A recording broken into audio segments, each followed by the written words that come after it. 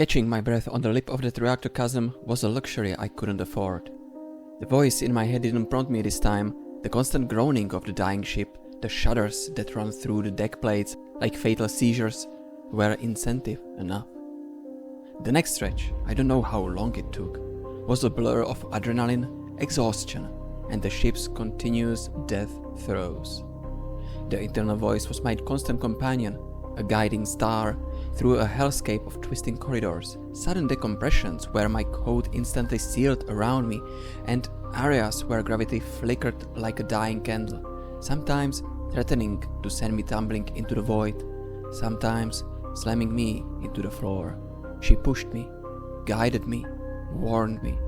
It was like being inside a gargantuan beast, each groan and shudder a terminal convulsion. The holographic forest I'd walked through, what felt like an age ago, was now a distant, nightmarish memory, no doubt glitching and failing as its very foundations crumbled. Then, finally, a recognizable landmark through the acrid smoke, the heavily buckled doors of the main elevator shaft that led to the cottage level. The doors were fused shut, but a nearby explosion, conveniently timed, or perhaps I was just developing a very dark sense of humor, had peeled back a section of the shaft wall. The elevator car itself was a crumpled heap far, far below, barely visible in the gloom. "Emergency ladders," the voice supplied, almost conversationally. "Should be sections still intact. Mostly." Climbing was brutal. Sections of ladder were missing, forcing terrifying hand-over-hand traverses on exposed conduits.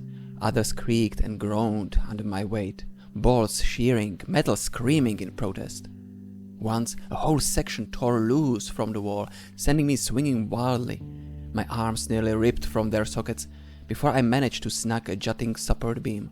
Another time, falling debris, a sizable chunk of machinery nearly took my head off, forcing me to flatten myself against the slimy shaft wall. I remember a desperate jump, a panic scramble to an exposed ledge on the opposite side of the shaft where the ladder path ended entirely. My fingers, even through the code, were screaming as I clawed my way up the last few meters using structural beams and sheer, wrecked will. Gasping, I finally hauled myself up and out of the shaft, rolling onto the familiar, if now dust-covered and slightly tilted floor to the cottage's hidden elevator room. The structure here seemed mostly intact, though a few picture frames had fallen from the walls, their blurry images face down on the floorboards that still echoed faintly metallic beneath my boots. I stumbled through the main cottage room. The cozy warmth I remember was gone, replaced by the biting cold of Neptune seeping in. And the view through the main window, the holographic forest, was a chaotic, glitching nightmare. Patches of lurid green flickered violently, revealing the raw, buckled and sometimes burning metal superstructure of the ship beneath. Great rents in the dome shield, the one that had held breathable air, showed the swirling, indifferent face of Neptune beyond. The entire island was visibly listing, groaning, clearly not long for this world. I had to get to my ship, fast, but as I took a step towards the cottage door, the one leading outside, a new, violent tremor shook the very foundations. It was different from the shuddering of the dying ship.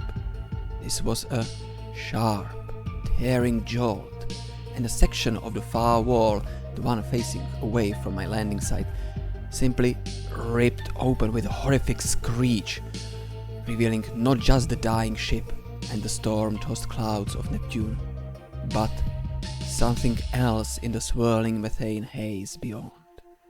Something vast and dark, and definitely not part of this terraforming vessel.